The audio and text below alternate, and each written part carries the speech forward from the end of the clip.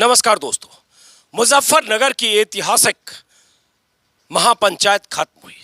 लाखों किसानों की मौजूदगी से देश और प्रदेश को एक संदेश गया। किसानों की जबरदस्त भीड़ ने सरकार में सत्ता में बैठे लोगों को अपनी ताकत दिखाई। लेकिन सवाल ये उठता है कि किसानों की मौजूदगी, किसानों की ये बड़ी पंचायत और लाखों की तादाद में किसानों का मुजफ्फरनगर में जिले जिले से यूपी, पंजाब, हरियाणा के इलाकों से आना क्या कोई संदेश देगा? क्या सरकार पर कोई दबाव पड़ेगा?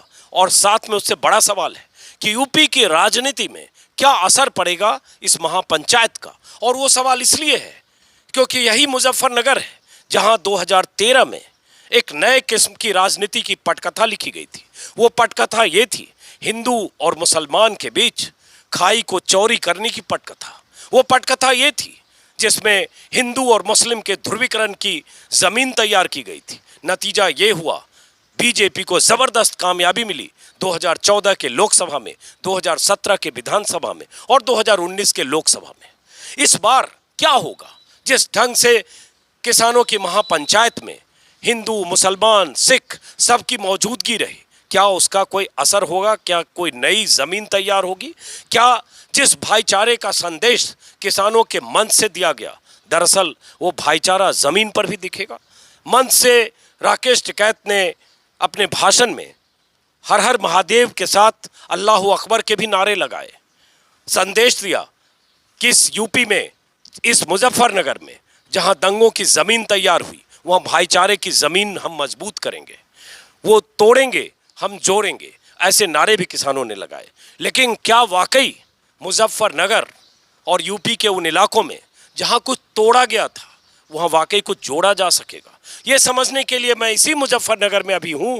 ये चरथावल विधानसभा क्षेत्र है, मुजफ्फरनगर जिले की ये सीट है। मुजफ्फरनगर में हुआ ये था कि 2014 के बाद जो कामयाबी मिली, 2017 में हर विधानसभा सीट पर बीजेपी का कब्जा हुआ। चरथावल पर भी बीजेपी का कब्जा है। विजय कुमार कश्यप यहाँ के विधायक, और मैं हूँ बरवाला गांव में, बरवाला ना, बरवाला गांव में।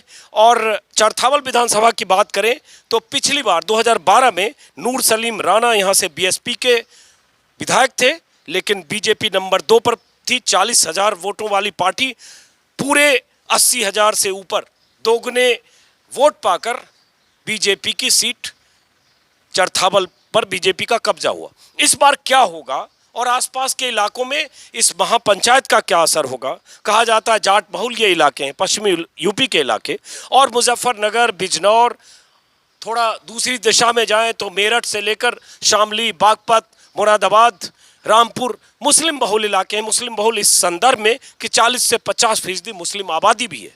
तो क्या ये जो नारे दिए जा रहे हैं, जाट मुस्लिम एकता, हिंदू मुस्लिम एकता, भाईचारा, क्या इन नारों का भी कोई असर होगा? क्योंकि खाई अगर गहरी हुई तो उसके पाटने का काम क्या ये नारे करेंगे या ज़मीन पर भी कुछ दिखेगा? ये भी समझने के लिए आया हूँ। हमारे साथ जो बहुत सारे यहाँ लोग हैं, इसमें हर बिरादरी, हर समाज के लोग हैं। इसमें हिंदू भी हैं, मुस्लिम भी हैं, जाट भी हैं, कश्यप भी हैं, हर समाज के लोग हैं जो इस गांव में रहते हैं। और ये गांव बहुत अहम है क्योंकि मुजफ्फरनगर के सांसद संजीव बालियान हैं, जिनको आप जानते होंगे नाम से, केंद्र में मंत्री हैं। मुजफ्फरनगर के आसपास कई ऐसे नेता और विधायक, सांसद हैं जिनकी भूमिका मुजफ्फरनगर के दंगों के दौरान बहुत संदिग्ध रही। बहुतों पर मुकदमे चले, बहुतों से मुकदमे हटाए भी गए। सबसे पहले प्रधान जी, आपसे आपका शुभ नाम पहले बताइए थोड़ा। सत्येंद्र बालियान। सत्येंद्र बालियान साहब, तो आप भी बालियान हैं और जो सांसद हैं, यहाँ के मंत्री हैं, वो भी बालियान हैं। तो पहले आपसे ही कि इस महापंचायत का क्या असर होगा ये समझना चाहता हूँ। देखिए, इस महापंचायत का कहीं ना कहीं जो गठजोड़ है मुस्लिम और जाट, वो बहुत कुछ कामयाब होता मुझे दिख रहा है। कैसे? जैसे कल महापंचायत थी और उसमें अधिकतर जाटों के गांव से, लगभग ज़्यादा भी नहीं है तो 20, 30, 50 ट्रैक्टर ट्रॉलियाँ हर गांव से गई है। जो पिछला चुनाव हुआ था 17 में और 14 में, उसके मुकाबले कहीं ना कहीं बीजेपी को महंगाई, बेरोज़गारी और कई मुद्दे ऐसे हैं जिससे जाट जो एक तरफा वोट किया था, जब हिंदू और मुस्लिम का यहाँ पे झगड़ा हुआ 2013 में, वो बहुत कुछ अब बदलता दिख रहा है। वो बदलने का एक कारण है कि उसमें दोनों जाट को भी और मुस्लिम को एक दूसरे की ज़रूरत है। कहीं ना कहीं बीजेपी को पीछे हटाने के लिए कहीं ना कहीं इसे आप कैसे भी कह सकें कि ये हो सकता है कि दोनों को ज़रूरत है और ये इस तरह कम इसे हराने के लिए बीजेपी को कहीं ना कहीं मुस्लिम तो बीजेपी के हराने के हैं, तो जाट का कहीं ना कहीं उनको सहारा चाहिए।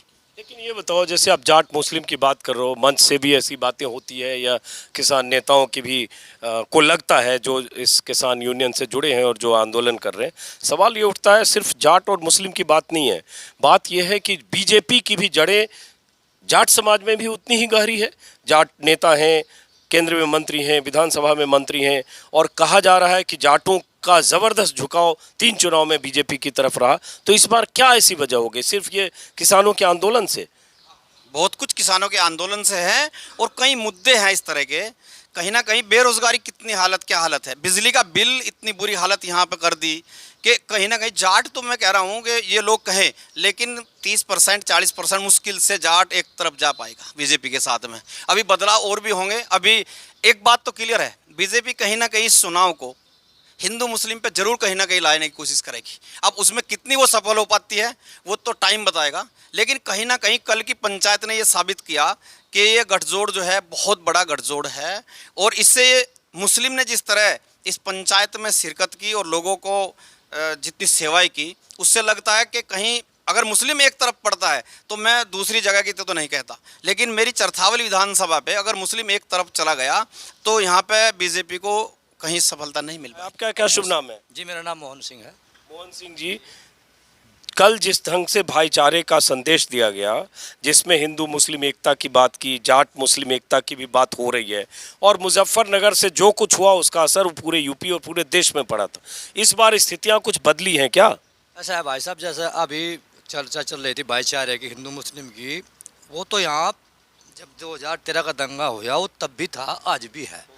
उसमें हमारे यहाँ कोई इतना बदलाव थोड़ा सा फासला तो था, लेकिन ऐसा नहीं था कि हमारे बीच में कोई आना जाना सारा सब कोई कभी नहीं रहा। ऐसी कोई दुश्मनी जैसी भावना हमारी कभी नहीं रही, बराबर आना जाना रहा। तो कभी ऐसा हमारे यहाँ तो उसका कोई असर देखने को मिला नहीं। हाँ, लेकिन चुनाव पर जरूर उसका असर पड़ा, ये बात आपकी सच है। आपको क्या लगता है कुछ बदलेगा? देखिए, ये बदलेगा तो ज़रूर, क्योंकि मैं भाई साहब आपको ये बताना चाहता हूँ, एक अहंकार बीजेपी के अंदर फिलहाल एक अहंकार है कि पूरा मोमडन, आधा जाट, पूरा रीजन, इनको निकाल दो, अदरवाइज जितने भी वोट है वो तुम्हारी है। ये अहंकार ही बीजेपी को एक दिन नीचे लाएगा। क्यों लाएगा? क्योंकि जो किसानों के साथ ये फिलहाल हो रहा है, उसमें जो आप ये कश्यप को ले लो, ब्राह्मण समाज को ले लो, गडरिया, सैनी, अदरवाइज जितनी भी कौम है, उनके मन में भी थोड़ा, यहाँ हिंदू में भी किसान है, उनमें से भी कुछ % किसान है, उनके मन में ये आता है कि जब किसानों के साथ इतना गलत व्यवहार हो रहा है तो तुम्हारे साथ भी एक न दिन कुछ ना कुछ हो सकता है। तो वे किसानों के साथ जुड़ेंगे तो वोटों का बदलाव तो एक निश्चित होगा। कौन किसानों के साथ जुड़ेंगे? ये जितने भी मैंने आपको कौम गिनवाई हैं, गडरिया, सहनी, कश्यप और अदर कौम लगा लो आप, जितनी भी हैं, तो ये अगर ये किसानों के साथ जुड़ेंगे तो भाजपा को तो नुकसान होएगा। अहंकार तो टूटेगा जरूर। उनका अहंकार है इन वोटों पे, उनका अहंकार हमारी वोटों पे नहीं है। हमें मुट्ठी भर किसान बताते हैं, वो चाहे मुस्लिम हो चाहे जाट हो, लेकिन जब ये हमारे साथ जुड़ जाएंगे तो अहंकार तो उनका यहाँ से टूटेगा। तो अहंकार वहां से टूटे चाहे नहीं टूटे, लेकिन बीजेपी का तो कहाँ गए? यहाँ कश्यप जी बैठे थे, शायद कश्यप जी कहीं बाहर गए। अब सवाल वही है, भाईचारे का, एकजुटता, कुछ फर्क पड़ा है 2013 और अभी में क्या? बीजेपी सरकार से अच्छा फर्क पड़ा कि जितने हमारे रास्ते थे सारे रास्ते में हो लिए जी, क्लियर हो लिए, और जी क्राइम ख़त्म हो लिया सारा। और जी बस ये है थोड़ा रोजगारी के मामले को लेकर, और जो ये है मतलब किसानों की समस्या थोड़ी, इसी में बीजेपी वो है जो अपने उससे मुद्दे से आ रही है जी। वैसे सारे काम बीजेपी ने अच्छे करे, सारे काम बीजेपी ने अच्छे किए, तो यहाँ जो कुछ लोग हैं वो समझ नहीं पा रहे हैं जी। मतलब यही है, देखो क्राइम ख़त्म हो गया। पहले जैसे था कोई से भी रास्ते पर आदमी आ नहीं सका था किसी भी टाइम, बहुत से जिस रास्ते पर वो आप आ ही नहीं सको थे इस रास्ते पर, वो इतनी वो रही जी। और दूसरी बात जी, सब मतलब घर घर बिजली पहुंच गई, और जितने उच्च स्तर पर बैठे जी वे मोदी प्रधानमंत्री जी, उन्होंने पूरे देश के हित में ही कार्य किया। अब कुछ किसान है जी उसे समझ नहीं पा रहे, अब कोई राजा है अपनी प्रजा के लिए गलत तो करने तक गया हो, उसने कहीं ना कहीं किसानों के लिए अच्छा ही सोचा होगा, बस वही है कि बस समझ नहीं पा रहे कि क्या है। आप जरा आगे आओ, जरा इधर आओ, आप जरा आगे आओ और जरा इनको समझाओ पहले, जैसे ये इतनी देर से बात कर रहे थे इनको समझाओ। ये कर आप पहले इधर से शुरू करते, इधर आओ, इधर आओ, इधर आओ, हाँ ये इधर आओ। आपके फादर हैं यहाँ पे कहीं? कौन है आपके फादर? एक मिनट रुको, हाँ रुको रुको रुको, आप क्या कर रहे हो? योगी के गले में घंटी बांधी जाएगी के आप उनके यहाँ को योगी से जाना पड़ेगा पाकिस्तान। किसको? योगी को और मोदी को। पाकिस्तान क्यों जाएंगे? वो देश के नागरिक हैं। कहीं कर रहे हैं मेरे अंकल, इंडिया क्या कर रहे हैं? ये कौन सी बात बोल रहे हो, समझा नहीं मैं। पाकिस्तान क्यों जाएंगे? देश के हुए प्रधानमंत्री हैं, मुख्यमंत्री हैं। अरसीब सारा पैसा बाहरी भेजा लग रहा है वो। आपका क्या ले लेगा बैंकों में, तो ले लेगा, बाहर भेजा लग रहा है। आपका क्या शुभ नाम है? ओमवीर। और वो आपका बेटा है वो? आप जरा इधर आओ ओमवीर जी, आप नहीं आएंगे, उन्हीं को लाता हूँ। भैया वो कहाँ गए? इधर आओ। ये तो बड़ा गजब निकल रहा है।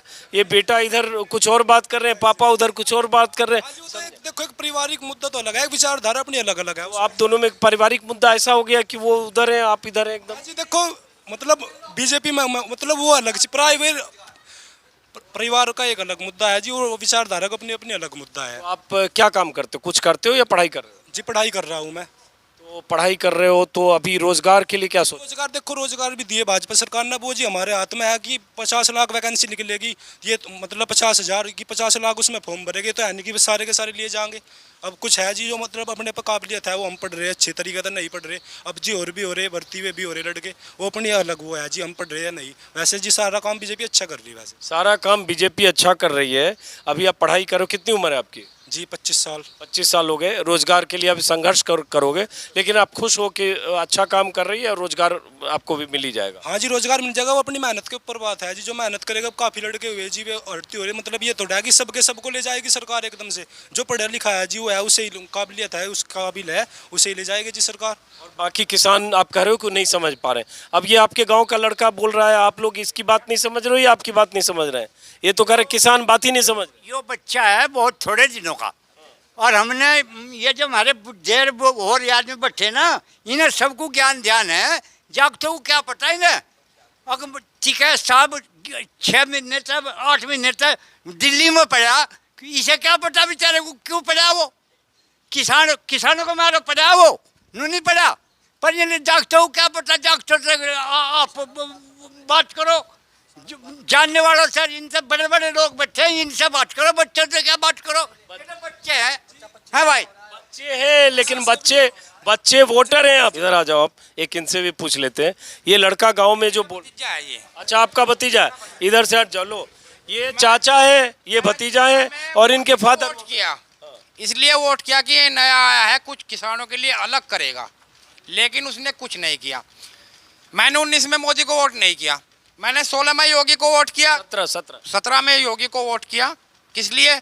कि एक सन्यासी आदमी है। नहीं 17 में कोई योगी उम्मीदवार नहीं थे, बाद में मुख्यमंत्री बन गए, बीजेपी थी। लेकिन चल मैंने इसलिए वोट किया कि शायद ये कुछ और अलग होगा, लेकिन वो भी अलग नहीं पाया। अब आप ये बताइए, अगर 10 रुपये हर साल बढ़ाती गवर्नमेंट, तो हम किसानों को कम से कम डीजल का जो पेस्टिसाइड में पैसा बढ़ रहा है उसका तो कुछ फायदा होता। लेकिन 4 साल में 40 रुपये तो यही खाएगी। 4 साल से हमारा कोई गन्ने का भाव नहीं बढ़ा, 4 साल में 40 रुपये खाएगी, और 4 साल में सबके भाव बढ़ रहे हैं। अच्छा एक मिनट बैठ जाओ आप। ये दोनों चाचा भतीजा है, और बड़ा दिलचस्प है कि इनके पिता उधर। बताना चाहता हूँ, जब सारा देश प्राइवेट हो जाएगा, नौकरी कहाँ से करोगे? रेलवे प्राइवेट होगा, रेलवे में सबसे ज़्यादा वैकेंसी निकलती है, आप भी जानते हो, मैं भी जानता हूँ। जब रेल प्राइवेट हो जाएगी तो प्राइवेट वाले तो जय नहीं लेंगे, क्योंकि उन्हें तो पैसा मुनाफा कमाना है। वे तो जितने कम कर्मचारी रखेंगे तब मुनाफा कमाएंगे, और जब कर्मचारी कम रखेंगे तो तुम कैसे रेलवे में भर्ती हो जाओगे? आप ये बताइए मुझे। बताओ भाई भतीजे। वोट देने का तो मतलब जनता का तरीका जो था वो हिंदू मुस्लिम विवाद को लेकर था। उसमें किसी किसानों को अपनी वो नहीं थी, सिर्फ ये था कि हिंदू मुस्लिम की वो छिड़ी हुई है कि उसमें ही एक तरफा वोट की जाएगी। उसी का वो मकसद, मैन मकसद जी वही था कि हिंदू मुस्लिम का वो है। उसमें कोई वो किसी को किसी विकास नहीं चाह रहा था, ये नहीं चाह रहा था कि विकास हो वो हो। सिर्फ सबको एक तरफा ये थी कि मुस्लिम को अलग करो और अपना वो रहे जी, मतलब हिंदुओं को ही वो करना था। तो ये किसने किया हिंदू मुस्लिम, जिससे विकास पीछे हुआ और हिंदू मुस्लिम पे वोट किया? किसने किया ये? जी सपा सरकार ने किया। अब बीजेपी ने कुछ नहीं किया। नहीं जी, बीजेपी ने कुछ नहीं किया इसमें। और ये जो संगीत सोम के वीडियो और कादिर राणा और संजीव बालियान, पार्टीबाजी है जो उनसे जिस हिसाब तो करा गया उसका जवाबी कार्रवाई करा जी उस पर भी। अब इसका भी कुछ जवाब भतीजे को समझाइए। एक नेता आदमी राजनीति करेगा तो वो कुछ ना कुछ तो स्टंट लाएगा ढूंढ के, क्योंकि उसे राजनीति करनी है अपनी। लेकिन एक आम पब्लिक, वो चाहे हिंदू हो चाहे मुसलमान हो, वो पहले भी यहीं रहता आया है, आगे भी उसे यहीं रहना। अगर वो भाईचारा बना के नहीं रहेगा तो उसका यहाँ रहने का ही फ़ायदा क्या होगा। भाईचारे से हम एक दूसरे से सामान भी ले सकते हैं, एक दूसरे को सामान भी दे सकते हैं, एक दूसरे की अड़ी भीड़ में काम भी आ सकते हैं। नेता काम नहीं आएगा। तो ये बताओ, आप इसके चाचा हो, आज कह रहे हो भाईचारा की बात कर रहे हो, हमने भी शुरुआत में भाईचारा की बात की। भाईचारा की बात 2014 में क्यों नहीं समझ में आई? या हमारे गांव में ऐसा कोई भी मतलब इशू नहीं हुआ हिंदू मुस्लिम को लेके। हम 2014 में भी एक जगह बैठते थे और अब भी बैठते हैं। मोमनन भाई यहाँ पे बैठे हैं, आप पूछ लीजिए कि 14 में ये अपने घर नहीं बैठते थे, हम अपने घर नहीं बैठते। हम तब भी बैठते थे और अब भी बैठते हैं। और ऊपर वाले ने जो एक ही है, ऊपर वाले ने चाहा तो आगे भी बैठेंगे। ऊपर वाले दो तरह के ऊपर वाले होते हैं। एक ऊपर वाला भगवान है और एक ऊपर वाला योगी मोदी जी हैं। वो भी बहुत कुछ चाहते हैं और उसके हिसाब से हो जाता है। नहीं, देखिए ऊपर वाला तो अगर मोदी को योगी को भी चाहेगा तो उनको भी नहीं बख्शेगा। चलिए बैठिए। लेकिन आप जानते हैं कि ये जो ऊपर वाले दोनों हैं और इनकी राजनीति है, पॉलिटिक्स है, बीजेपी का आरोप ये भी लगता है कि चुनाव के समय में ध्रुवीकरण की कोशिश, हिंदू मुस्लिम शमशान कब्रिस्तान, ये सब फिर आएगा, फिर माहौल बदलेगा। अगर ये ऐसे लॉजिक नहीं लाएंगे तो इनकी राजनीति फिक्की नहीं हो जाएगी क्या? ये इन्हें तो कुछ ना कुछ ऐसा ढूंढ के लाना पड़ेगा जिससे इनका चमकदार बने, कुछ अलग से ऐसे करें। देखिए 22 का चुनाव आ रहा है, शायद राकेश टिकैत जी भी बोल चुके हैं और उनके बोलने का मैं भी समझ रहा हूँ कुछ ऐसा 22 से पहले कुछ ऐसा हो सकता है जिससे कि बीजेपी अपना लाभ लेने की कोशिश करे। लेकिन पब्लिक अब भी ज़्यादा अनपढ़ है, वो बात समझ नहीं पाती। कुछ आदमी समझ चुके हैं कि हिंदू मुस्लिम में दरार दे के नुकसान ही उठाएंगे। ये बताओ, अपने चाचा की बात कुछ समझ में आ रही? इधर आओ, चेहरे पे रोशनी भी आनी चाहिए जी। चाचा की बात कुछ समझ नहीं जी, ये सही कह रहे हैं बात तो, पर जी मतलब एक विवाद जो वो है उनका राजनीतिक मुद्दा, वो हिंदू मुस्लिम को लेकर नहीं है बीजेपी का। जी बीजेपी काम कर रही है, जब भी तो इनके मतलब हर बार सीटें इतने जा रही। बंगाल में देख लो आप, 3 सीट थी, अब 3 से 70-80 सीट निकल गई वहाँ पर। और ऐसे जी सारे को चल रहा है बीजेपी में। वहाँ पर जाट आंदोलन हुआ था जी, वहाँ पर कोई जातिवाद नहीं चला, काम था तो वो मनोहर लाल खट्टर दोबारा मुख्यमंत्री बने वहाँ के भी। और ऐसे जी हाँ, योगी सरकार है, अब की बार फिर जी मतलब यही 340 या इससे ऊपर ही सीट रहेगी। लेकिन ये बताओ, युवा हो आप, गैस की कीमत हो गई अब 1000 होने जा रहा है, डीजल 200 रुपये, 100 रुपये, पेट्रोल 100 रुपये, सरसों तेल 200 रुपये।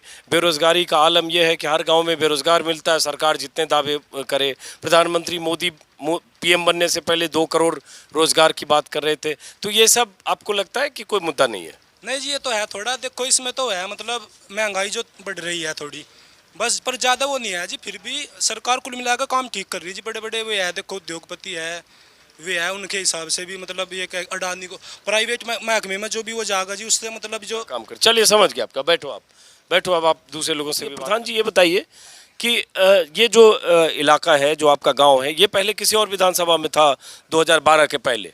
हैं हमारी विधानसभा बघरा थी 2011 से पहले, और उसके बाद हम चरथावल विधानसभा में आ गए थे। परिसीमन हुआ था तो हम चरथावल में आ गए थे। तो उस समय यहाँ हरेंद्र मलिक जीते थे, जो जनता दल के 2 बार शायद विधायक रहे। यहाँ पे उससे पहले 2007 में पंकज मलिक कांग्रेस से जीते थे। कांग्रेस और लोकदल का गठबंधन था तो वो कांग्रेस से चुनाव जीते थे। उससे बाद में नूर सलीम राणा चुनाव जीते। और मैं एक आपको और बता दूं, पहले बंटवारे की जहाँ तक मैंने कहा था, नूर सलीम राणा जो बने थे उसके बाद उन्होंने 2017 में जो चुनाव लड़ा उनको 49,000 वोट मिला था। और मुकेश चौधरी यहाँ से सपा से थे तो उनको 59,000 वोट मिला था। अगर उसको जोड़ दें तो वोट तो 1 लाख से ऊपर जाता है। और इसके बाद मैं एक और आप बता दूं, ये ऐसी राजनीति बीजेपी करती है कि 20 करोड़ मुस्लिम हमारे देश में, 22 करोड़, और 100 करोड़ से ऊपर हिंदू और सिख ईसाई हैं। उनको डरा के कहीं ना कहीं 20 करोड़ को डरा रहे हैं 100 करोड़ को 20 करोड़ से, और कहीं ना कहीं हिंदू मुस्लिम पर लाने की कोशिश करेगी। लेकिन हमारा प्रयास होगा कि हम हिंदू मुस्लिम ना करके भाईचारे से, जिसको अच्छा लगे, जो सरकार अच्छी हो। देखो इन्होंने डीजल की इतनी बुरी हालत कर दी, किसान कहीं भी अपने कोई रेट नहीं बढ़ा सकता अपने आप। और बस वाला है, ट्रक वाला है, उन्होंने अपना पैसा बढ़ा लिया, किराया बढ़ा लिया, किसान क्या बढ़ाएगा? किसान का 5 पैसे किलो इन्होंने गन्ने का रेट, केंद्र सरकार ने भी MSP बढ़ाया है, तो इन्होंने कह दिया कि हमने मालो माल किसान कर दिया। कहीं में मालो माल किसान कर दिया। बिजली का बिल 175 रुपया हाउस पावर यहाँ पे यूपी में है, यही हरियाणा में 35 रुपये हाउस पावर है और पंजाब में ये फ्री है। सबसे बड़ा मुद्दा डीजल, बिजली, जो किसान को, और जो पेस्टिसाइड जो किसान डालता है, कहते कि दुगुनी कर देंगे। ये 4-5 महीने रह गए, अब के फसल जो है गन्ने की फसल में इतना कीट और कीड़ा आया है कि अब के आधी फसल है, और किसान क्या करेगा? कैसे हो जाएगी दुगनी, कैसे हो जाएगी दुगनी फसल? सवाल है ये बार बार किसान पूछ रहे हैं, सही है, चूंकि वीडियो लंबा हो गया, आखिरी में से कश्यप जी से थोड़े खड़े हो जाइए, थोड़ा फ्रेम सही रहेगा। जैसे बहुत सारे लोग, इन्होंने भी कहा, महंगाई की भी बात की, गन्ना की बात तो करते करते 9 महीने से किसान कर रहे हैं, और बहुत सारे सवाल जो इन्होंने उठाए, ये सारे मायने रखते हैं कि नहीं आप जैसे लोगों के लिए? है, मायने है। लेकिन उस बीच में आप ये देखो, 2 साल कोरोना काल में चले गए, बड़ी बड़ी जो विकसित देश थे उनकी हालत पतली होगी इस कोरोना में, हम तो कुछ भी नहीं थे। इसके लिए तो मैनेज करना है। ये भी तो एक समस्या देश के सामने आई। तो वो देश के सामने आई, ठीक है, कहाँ से निकलेगा? लेकिन जो सरकार कहाँ से लेकर आओगी? सरकार तो कहीं से ना कहीं से, तेल से, गैस से, कहीं से ना कहीं से मैनेज करेगी। ये 2000 रुपये कुंटल हमारा गेहूँ, ये 3 जो फ्री में जो जनता करोड़ों लोग ले जा रहे, ये कहाँ से जा रहा है? ये सरकार से तो जा रहा है, ये कहीं से बाहर से तो नहीं आ रहा। इसमें अडानी अंबानी की कई सौ गुना प्रॉपर्टी बढ़ गई, उनका कितना बढ़ गया? और ये क्या एक किसान पे टैक्स लगेगा या मजदूर पे टैक्स लगेगा? मेरी बात समझ में नहीं आई भाई साहब। ये अडानी अंबानी, मैं आपको बता दूं, एक सेकंड जी, अडानी अंबानी की बात अभी हमारे प्रधान जी भी कर दे। हमारा बच्चा है नहीं कोई यहाँ से, आने वाली पीढ़ी हमारा बच्चा खेत में जाने के लिए तैयार नहीं है। इस खेती जिसके लिए हम खड़े हैं, उसमें दही तुड़ा रहे हैं। सर एक सेकंड, मेरी बात हो जाने दो, आप बोलिए। अडानी अंबानी इस खेत का करेगा क्या? हमारी समझ, हम ये आज तक नहीं समझा पाया कोई। अडानी अंबानी का जिक्र कल भी आ रहा था, एक सेकंड जी, अडानी अंबानी का जिक्र कल भी था, काफ़ी दिनों से सुनते आ रहे, अडानी अंबानी को ज़मीन दे दी, अडानी अंबानी को ज़मीन दे दी। वो अडानी अंबानी हमारी ज़मीन में करेगा क्या? यहाँ से आया क्या? हमें इसका जवाब नहीं दे पा रहा कोई भी। हम देंगे जवाब। इसका जवाब है, रामपाल कश्यप जी, इसका जवाब है, वो स्टॉक करते हैं माल और उसको महंगाई में बेचते हैं। जब सरसों ले लो, अभी सरसों का रेट जब किसान के पास था तो 4000 रुपये कुंतल था, जब व्यापारियों के पास चला गया तो 7,500-8,000 रुपये कुंतल हो गया। ये जो सरसों का तेल है 200 रुपये किलो, उन्होंने तो किया, किसान को क्या फायदा हुआ उससे? ये बता दो। सिर्फ क्या है, अडानी अंबानी जो इतने बड़े बड़े कोल्ड स्टोर बना रहे हैं, महंगाई में खरीदेंगे। अब किसान का गेहूं अभी MSP है 1975 रुपया, और आप गेहूं अगर आप बाजार में बेचोगे तो 1500 रुपये कुंतल है। क्या ये इससे तो फायदा वही तो कमाएंगे। सेव का रेट है, सेव का रेट आज अगर आप उपभोक्ता हैं, उसको दर्द उपभोक्ता को इतना ही होना है इससे, ये ना समझे। दूसरी बात, आपने एक और बात कही कि हमारे बच्चे खेती नहीं करना चाहते। जब खेती में कुछ बचेगा ही नहीं, जब खेती में कोई सौदा है ही नहीं, मुनाफे का बताओ है ही नहीं। किस दिन बताओ, अभी सुनिए मेरे, खेती में बचा किस दिन इस किसान को? ये हमारे ताऊ जी बैठे यहाँ से, हम भी खेती करें, हमारे पिताजी भी बूढ़े हो गए। ये जो अभी बात चल रही नफ़े की मुनाफे की, ये तो शुरू से चला आ रहा। जब हम, अब तो हमारा मिल लग गया, जब हम मंडी में शक्कर गुड़ लेकर जाया करते थे तो 2 रुपये किलो वो का भाव शक्कर का, यानी कि लगभग 100 रुपये कुंटल का भाव शक्कर का होया करता जब उसमें मंडी में जाया करते थे हमारे सामने। और जब मंडी बंद हो जाती, यानी कि हमारा सत्र बंद हो जाता, तो वही 2 महीने के बाद में वही शक्कर 200-300 रुपये कुंटल आराम से, ये पहले से चला आ रहा है। ये इनके पास वो व्यवस्था है। एक सेकंड प्रधान जी, इनके पास भंडारण की क्षमता है।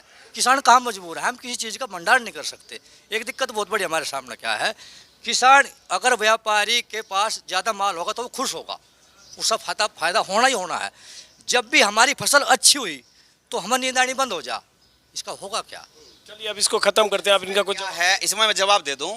ये कह रहे हैं कि पहले भी ऐसा ही था, नहीं ऐसा नहीं था। हमारे पूर्वज हैं 40 साल 50 साल पहले जो लंगोटा था, जिनके लंगोटा करते थे, जिनको कपड़े भी नहीं मिलते थे, जिनको जूते नहीं मिलते थे, हमने मेहनत की है, जब उसके बुलबुत्ते हम यहाँ तक पहुँचे हैं। और ये सरकार नहीं चाहती, ये मैं फिर कह रहा हूँ, ये किसान सरकार नहीं है, ये किसान विरोधी सरकार है। ये किसान पे ही क्यों ठोकते हैं सारे, जितना भी टोटल कर रहे हैं तो किसान पे क्यों ठोकते हैं? अरे भाई कहीं ना कहीं व्यापारियों को भी तो कर लो, व्यापारी तो कोई दुखी नहीं है, बड़ी बड़ी कंपनियां तो कोई दुखी नहीं है, वो तो एक एमएसपी का है। आप एक किसानों का एक ही तो मुद्दा है भाई, एमएसपी पे आप गारंटी बना दें, गारंटी दे दें, अगर आज व्यापारी खरीद देगा तो वो भी 1975 रुपए क्विंटल ही गेहूं खरीदे, वो क्यों 1500 रुपए में खरीद के और वही आटा वो 40 रुपए किलो बेच रहा है। मुद्दा ये है। चलिए ये मुद्दा है और इस मुद्दे पर किसान नेता करीब 9 महीने से लगातार रैलियों में, पंचायतों में, सिंघू बॉर्डर, टिकरी बॉर्डर पर बात कर रहे हैं। हाल इस वीडियो को यहीं ख़त्म करते हैं। अगर आप चाहते हैं कि आपके गांव, शहर, कस्बे में आऊं तो आप मुझे मेल कर सकते हैं ajeetanjum2022@gmail.com। फिर मुलाकात होगी किसी और वीडियो में। फिलहाल बरवाला गाँव से, बरवाला है ना, बरवाला गाँव, चरथावल विधानसभा क्षेत्र, मुजफ्फरनगर से नमस्कार।